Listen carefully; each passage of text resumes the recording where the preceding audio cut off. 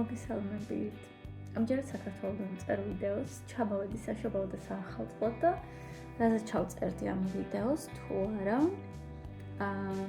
კულტურულ შოკებზე და განსხვავებებზე, რასაც მივხვდავ დანიაში და საქართველოში, ამიტომ თუ გაინტერესებთ, დარჩი ვიდეოს ბოლომდე. და ჩამახსოვს თუ გამოიწყე ძალიან დამეხმარები, იმიტომ რომ გაიზრდება ჩემი ამბი და თან იმ ადამიანებსაც გავუცნობთ, ვისაც იქნება ინტერესებს ეს თემა. თან წინა ვიდეო, რომელიც ამ თემაზე ჩავწერე, იყო ზაფხულში და იმ ვიდეოს მერე ბევრმა თქვენგანმა მომწერა, რომ ძალიან საინტერესოა და ეხლა გამოკითხოთ, რომ ჩავატარე თემასთან დაკავშირებით ჩამეწერა ვიდეო. ძალიან ბევრმა მომწერა განსხვავებები და კულტურული შოკები, ამიტომ საუკეთესოდ რომ ეხლა როცა აქ ვარ და ესე ძალიან ნაცვლად ვხედავ ხოლმე, როცა ჩამოვდივარ რაღაცა განსხვავებებს და კულტურულ შოკებს, ამიტომ მომიდა რომ გამიზიარებინა. პირადში ბევრმა თქვენგან მომკითხა, მართლა ესეთი ციხეები არიან თუ არა დანიელები, მე თუ მყავს დანიელი მეგობრები და ზოგადად როგორია სოციალური ცხოვრება დანიაში, დანიელებთან. ხოდა ვფიქრობ, რომ კითხვაზე პასუხის გასაცემად ეხლა არის საუკეთესო დრო. იმიტომ რომ ვფიქრობ, რომ დანიური სოციალური ცხოვრება ძალიან განსხვავებულია ქართული სოციალური ცხოვრებისგან და ეხლა ახსნი რატო. პირველი დიდი განსხვავება ესა, რომლის შესამჩნევადაც არც თუ ისე დიდი დრო დამჭირდა სიმართლე რომ გითხრათ, როცა დანიაში ჩავედი კოპენჰაგენში. პირველ რიგში ვეტყვი იმას, რომ დანიელებს ძალიან უყვართ დროს გატარება საკუთარ თავთან. ჩვენ იმდენად ნამდვილად არა. ყველა ალბათ ისე ვართ გაზრდილები. ძალიან ახლო ურთიერთობები გვაქვს ნათესავებთან, მეგობრებთან, თავიდან კლასელებთან, მე კურსელებთან და ასე შემდეგ. მე რაც ძალიან მიყვარს ზოგადად ახლო ურთიერთობები. იმას არ ვამბობ, დანიელებს არ აქვთ ახლო ურთიერთობები, თუმცა ბევრად მეტ დროს ატარებენ საკუთარ თავთან, რასაც მეც თანდათან შევეჩვიე და სიმართლე გითხრათ, არც თუ ისე ცუდია. ეხლა ძალიან მოკლედ ავხსნი, რატო ამ ძალიან ბევრი ადამიანი, დანიელები ძალიან ჩაკეტილი ხალხია, თუმცა მე თალად არ ვეთანხმები პირველ რიგში. რა თქმა უნდა, ძალიან დიდი განსხვავება ქართველებსა და დანიელების შორის, იმიტომ რომ ჩვენ ხა ვიღაცას რო გავუცნობთ უკვე მეორე დღეს თუ არა, მეორე კვირას ან მეორე თვეს მაინც უკვე რაღაც სახლში შემოპატიჟებები, იქით სუფრაზე, იქით მოკლედ თქვენც კარგად ვიცით რა მალე ვახლოვდებით ხოლმე ადამიანებთან. დანიელების შემთხვევაში ამ ყველაფერს მიაქვს ძალიან დიდი დრო. იმიტომ რომ ისინი დროის მიხედვით აფასებენ და რამდენი რაღაც გაქვთ ერთად გამოვლილი, რამდენად დამტკიცებული გაქვს, რომ ისეთი ადამიანი ხარ, რომ თან მეგობრობა ღირს და ესე შემდეგ. ანუ ეს ყველაფერი ძალიან დროში გაწერილი პროცესია. ვფიქრობ, რომ ძალიან ბევრი საერთაშორისო სტუდენტი, როცა დანიაში ჩადის, ზოგჯერ იმ დროსაც არ ატარებს ხოლმე კოპენჰაგენში, მალევე ბრუნდება საკუთარ ქვეყანაში. და ვფიქრობ, რომ ეს დრო საკმარისი არ არის იმისთვის, რომ დანიელი მეგობრები გაიჩინო. თუმცა შესაძლებელია, იმიტომ რომ მე თვითონ მყავს დანიელი მეგობრები, რომლებსაც ნამდვილ მეგობრებს ვუწოდებ და რომლებთანაც ბევრ დროს ვატარებ ხოლმე.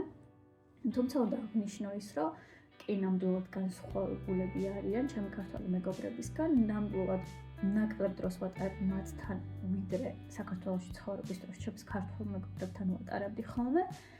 თუმცა აქ ძალიან ბევრს ეშლება და ერევა ეს, როგორც ანუ ესეთი ინტერპრეტაცია აქვთ ხოლმე, რომ მათ დანიელებს, რადგან შენთან ნაკლები დროის გატარება უნდა, ნიშნავს იმას, რომ საერთოდ არ უნდა მეგობრობა. რაც არა სწორი. იმიტომ რომ სხვანაირი დამოკიდებულება აქვთ მარტო ყოფნის მიმართ. ძალიან უყვართ მარტო ყოფნა და ძალიან უყვართ ზოგადად ოჯახთან ყოფნა. ეს ოჯახი არის ძალიან დიდი პრიორიტეტი მათთვის, რა. ამიტომ როცა მეგობრებთან გადიან ხოლმე, ისიც ძალიან სწორია, როცა ამბობენ, რომ ძალიან უყვართ დანიელებს დაგეგმვაო, რასაც ვეთანხმები, იმიტომ რომ ეგრეა შეიძლება რო კითხო მეგობარს რაღაც ხვალ გავიდეთ სადმე, შეიძლება გითხრას, რომ აი ხვალ არ მცალია, მაგრამ 36 კვირას, კვირობით არის ხოლმე რა, იქ ესე თარიღს და თვეს კი არ მოგწერენ. 36 კვირა ჯერ მეორე წელი ეკუთვნოდა, კიდე არ ვიცი რომელი თვე და რომელი რიცხვი, თუმცა ეგრეც იან ხოლმე, ანუ შეიძლება გითხრან, რომ ახლა ამ კვირას არა, მაგრამ 2 კვირის მერე ვიკენდი მაქვს თავისუფალი და მე შეგვიძლია რაღაცა დავგეგმოთ რა. იმიტომ რომ როცა ესე წერ ხოლმე, აღიქვამენ ისე, რომ რაღაცა აი დიდი უნდა გაატაროს, შეუძლიათ მთელი დღე შენ მოგიწყნენ, უბრალოდ წინასწარ უნდა იცოდნენ. ნუ ესე არიან და რა ვქნათ. ჩვენ ბევრად სპონტანურები ვართ და იქ ძალიან მაკლდა ხოლმე სპონტანურობა, ეხაც მაკლია, თუმცა რაც გავიაზრე, რომ არ ნიშნავს ეს იმას, რომ მათ ჩემთან მეგობრობა არ უნდათ, უბრალოდ ეგრე არიან აწყობილები. მეც რაღაცნაირად გამოვიდა ისე, რომ ავეწყე და უფრო სპონტანურად დროს ვატარებ ჩემს საერთაშორისო მეგობრებთან, რომლებიც ასევე ბევრი მყავს, იმიტომ რომ კოპენჰაგენი არის ძალიან საერთაშორისო ქალაქი, ყველა ეროვნების ხალხს ნახავ. ხო და მათთან უფრო ბევრ სპონტანურ დროს ვატარებ ხოლმე, იმიტომ რომ კულტურულადაც უფრო ახლოს არიან ჩემთან ვიდრე ზოგი ჩემი დანიელი მეგობარი და დანიელებთან ვატარებ დროს უფრო ნაკლებს, თუმცა მათთან გატარებული დრო არის ყოველთვის აი quality times, რასაც ეძახიან, იმიტომ რომ ყველაფერს აღიქვამენ როგორც commitments, ანუ პასუხისმგებლობას, ენერგიის, დროის და ესე შემდეგ ჩადებას და ყველაფერს სერიოზულად უყურებენ. ამ ხრივ ამიტომ თუ გითხრა რომ კი აი შევხვდეთ 2 კვირის მერე შაბათს, ეგ ნიშნავს რომ შაბათი შენთვის აქ გადადებული რა. ამიტომ ეგეც გაითვალისწინეთ და თუ ფიქრობთ რომ ამ ხალხს თქვენთან მეგობრობა არ უნდათ, მთლად ეგრეც არ არის. თუმცა მე ძალიან სპონტანური ადამიანი ვარ და ძალიან მიყვარს going with the flow, რასაც ეძახიან რა, ანუ ისე გაკეთება რაღაცების, როგორც ვგრძნობ და როგორ ხასიათზეც ვარ. ამიტომ ეს ძალიან დიდი კულტურული შოკი იყო. ჩავედი და რაღაც 2 კვირის მერე მცალია და მე კიდე 2 კვირის მერე ანუ ნამდვილად არ იცი სად ხარ და როგორ ხარ ხო? ამიტომ მაგას ჯერ მთლად კიდევ არ შევეგუე, თუმცა როცა ესეთი ადამიანები ყავს, ვისთანაც შეგიძლია სპონტანური რაღაცების დაგეგმო, ნუ მე მარტივდება რა, გადაანაწილებ დროს და ენერგიასაც. ამიტომ აქ ნამდვილად დიდი განსხვავებაა. ჩვენ ძალიან სპონტანურები ვართ და ძალიან მალე ვახლოვდებით ადამიანებთან, დანიელები არა. აი მეორე რა კულტურული შოკიც მქონდა. იყო ეგრეთ წოდებული working life balance. ანუ ცხოვრების და სამუშაოს ბალანსი და ბალანსება. ალბათ ბევრს გაგიგიათ, რომ დანიაში ეგ არსებობს. მეც ვადასტურებ, ნამდვილად არსებობს და არის იდეალური. დანიაში წასვლამდე საქართველოში მუშაობდი დაახლოებით 2 წელი, full time job-იც მქონდა და რამოდენიმე freelance პროექტიც.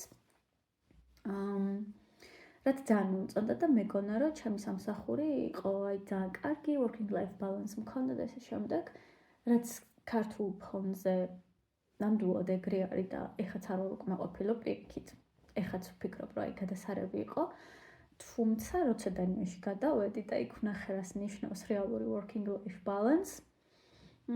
ჯერ კიდევ ზოგჯერ ვერ ვიჯერებ ხოლმე, როცა ჩემს მეგობრებს ვუყვები, ან ჩემს ოჯახსაც ვუყვებოდი, როცა ვრეკავდი, ანუ მე თვითონაც არ მჯეროდა, რომ მაგ ქვეყანაში ვცხოვრობ, სადაც ეგ რეალურად ხდება რა. პირველ რიგში გეტყვით იმას, რომ სრულგანაკვეთზე მუშაობა არ მოიცავს 40 საათს, არამედ 37-ს, ზოგ კომპანიაში უფრო ნაკლებს. და ყველა ამთავრებს მუშაობას საღამოს 4 საათზე. ნუ 4 საათი პრინციპში შუა დღე, უფრო ვიდრე საღამო. ხო, შუა დღის 4 საათზე, 4-ის მერე კაცი-შვილი არ მუშაობს, ანუ რაც არ უნდა გიჭირდეს და რა სერვისიც არ უნდა გჭირდებოდეს, შანსი არ არის ვერავის ვერ იპოვოს სამსახურში, იმიტომ რომ ყველა ოჯახთანა, ყველას თავისი პირადი დრო აქვს, რომელსაც იყენებს, არავინ არ ავალდებული სამსახურში 4-ის მერე დარჩეს, დედლაინიც რომ იყოს სამსახურების უმეტესობა, ნუ დედლაინის გააჩნია რა თქმა უნდა, მაგრამ სამსახურების უმეტესობა იმდენად კონცენტრირებულია ამ სოციალურ ფაქტორებზე, რომ ადამიანი ყოველთვის ცენტრშია, მთავარია შენ გრძნობ და კარგად თავს, მთავარი ან დაისვენო და საქმეს ეშველება, კაცო, დღეს თუ არა ხვალ გავაკეთებ, ხვალ თუ არა ზეგ და ზეგ თუ არა შემდეგ თუ ესან. ეს არის ძალიან რეალური. ყველა ესე ცხოვრობს და კითხვის ნიშნებიც არ არის ხოლმე, ანუ კითხვებსაც არავინ არ სვამს ჩვენს გარდა, ცხოველების. უმეტესად აღმოსავლეთ ევროპელების სიმართლე რომ გითხრათ, იმიტომ რომ დასავლელებს დიდად ეგ არ უყვირთ, იმიტომ რომ დაახლოებით ზოგ ქვეყანაში იგივენაირად არის ცხოვრება. რაც შეეხება თვითონ სამსახურის, ანუ სამუშაოს გარემოებს. ალბათ ერთ ვიდეოშიც მაქვს ნათქვამი, ან TikTok-ზე ვიდეოში მაქვს ჩაწერილი, რომ დანიაში არსებობს ეგრეთ წოდებული flat hierarchy, რაც ნიშნავს ბრტყელ იერარქიას, რაც ნიშნავს, რომ ეს ეგრეთ წოდებული წოდებები უნივერსიტეტში და სამსახურში დიდად არ არსებობს. ანუ პროფესორს არ უწოდებ, ეძახი საკუთარი სახელით, მაგალითად თუ რაღაც პროფესორს რაიანი ქვია, არ ეტყვი პროფესორ რაიან ან დოქტორ. პირდაპირ ესე უძახი, hey Ryan, what's up? და ეგრეა ხოლმე სამსახურშიც. ესე ეგრეთ წოდებული ბოსი ყავს, თუმცა არასდროს არ არის საჭირო, რომ ესე ბოსი დაუძახო, ან ბოსად მოიხსენიო, უმეტესად ერთ სივრცეში მუშაობენ ხოლმე ბოსთან ერთად. და მოკლედ ანუ ეს წოდებები მე შენზე მაღლა ვდგავარ და ესე შემდეგ დიდად არ არსებობს. ყველა იგრძნობა, რომ ყველა ასე თუ ისე თანასწორია. ამიტომ ძალიან კომფორტულია დანიურ working environment, რასაც ქვია დანიური სამუშაო გარემო. და ეგ საქართველოში თქვა თვითონაც იცით, რომ დიდად არა, ყველა კომპანიაზე არ ვამბობ, რა თქმა უნდა. მესამე რისი აღნიშნვაც მინდოდა არის აი ეს community feeling, რაც დანიელებს აქვთ და რაც არასდროს არც ერთ ქვეყანაში, სადაც ყოფილ ვარ და მიცხოვრია, ესე არასდროს არ მიგრძნია. ძალიან community based ქვეყანა, რაც ნიშნავს იმას, რომ ხარ გულისხმობა მასში. ნებისმიერ ყოველდღიურ ურთიერთობებში, ნებისმიერ საქმეში, რასაც თითოეული ადამიანი აკეთებს, გამოიხატება არ მხოლოდ საკუთარ თავზე და საკუთარ ოჯახზე, არამედ ზოგადად საზოგადოებაზე ზრუნვა. ყველაფერში, რასაც აკეთებენ ხოლმე. აი ხო გინახავთ საქართველოში, რომ ну თქვათ შენს ეზოს თუ ალაგებ, ან რაღაცა ისეთ თუ აკეთებ, რაც შენ გადგება და შენს ოჯახს, და ну ფიქრობ თავისთავად ახლა რომ აი ну სხვებისას არ გააკეთებ ახლა, იმიტომ რომ ყველა საკუთარი აქვს და ну შენ თვითონ გააკეთებენ, ხო? ესეთი რაღაცები დიდად დანიაში არ არის. ну რა თქმა უნდა თუ საკუთარი სახლი აქვს ვიღაცას და თავის ეზოს ალაგებს, არ გადავა და სხვის საკუთარი სახლის არ დაალაგებს, თუმცა ძალიან ხშირად როცა საკუთარ საქმეს აკეთებენ ხოლმე, იქვე აკეთებენ სხვა ადამიანისთვისაც რა. ანუ მარტო ეს რაღაც ტერმინი რომ მე და ანუ არ არსებობს ამ იმდენად რამდენადაც საქართველოში. რაც მე შევამჩნე და მე არ ვარ მხოლოდ ამას ამბობს, რა სხვებისკენაც გამიგია და მე დავიწყე მე თვითონაც დაკვირვება. იმდენად ანუ ეს community საზოგადოებაში დამკვიდრებულია ეს ტერმინი, რომ ყოველთვის გუნდურად ან ჯგუფურად მიდიან ხოლმე სანაპიროების დასალაგებლად, მოხალისეობრივი საქმიანობის გასაკეთებლად, რომელიც წაადგება არ მხოლოდ თვითონ, არამედ მთელს საზოგადოებას და მოხალისეობა საერთოდ უმაღლეს დონეზე და ლეველზე არის დანიაში, ის იაფასებენ როგორც რაღაც ჩვეულებრივ სამსახურს.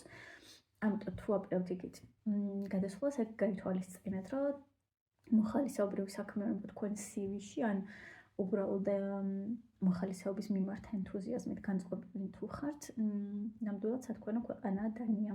იმიტომ რომ ძალიან აფასებენ და ყველა ცდილობს მოხალისე იყოს არ მხოლოდ ერთ, არამედ რამდენიმე ორგანიზაციაში, რომელიც ასიკავ საქმეს აკეთებს მთლიანი საზოგადოებისთვის. აქ არ გულისხმობ მხოლოდ დანიელებს, არამედ აი ნებისმიერ ადამიანს, ვინც დანიაში ცხოვრობს, იმიტომ რომ თვითონაც პატივცემენ იმ ადამიანებს, რომლებიც არ არიან დანიელები, დანიაში ცხოვრობენ და იგივე კონტრიბუცია აქვთ საზოგადოების მიმართ, როგორც თვითონ დანიელებს. აი, ეს მაგალითად მე საქართველოში ხშირად არ მინახავს. ფაქტობრივად არასდროს არ მინახავს. სიმართლე რო გითხრათ. ნუ 1-2 შეიძლება გამახსენდეს ახლა ხო.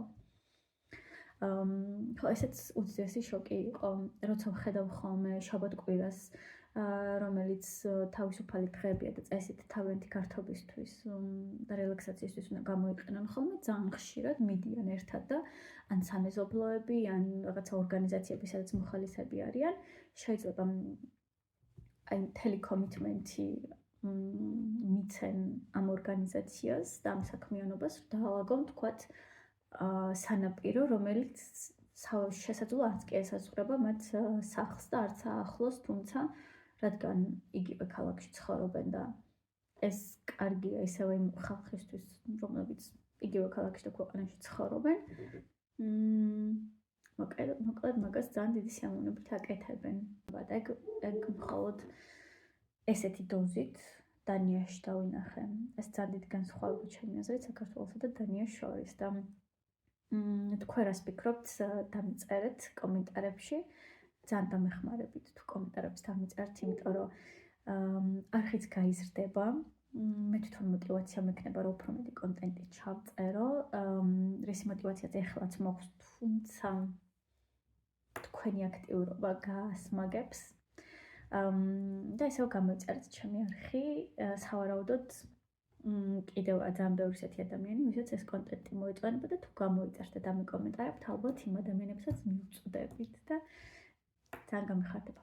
დამწერეთ რას ფიქრობთ ამ შოკებზე და თქვენ თუ ხართ დანიაში ნამყოფი, ან რა გაგიგიათ და მე შემიძლია სხვა ვიდეოს ჩავწერო და უბრალოდ აგიხსნათ ეგრეა თუ არა, სტერეოტიპები დამწერეთ რაც გაგიგიათ და ესევე შემდეგ ვიდეოებისთვის რასახით კონტენტი და გაინტერესებთ და აუცილებლად გავითვალისწინებთ.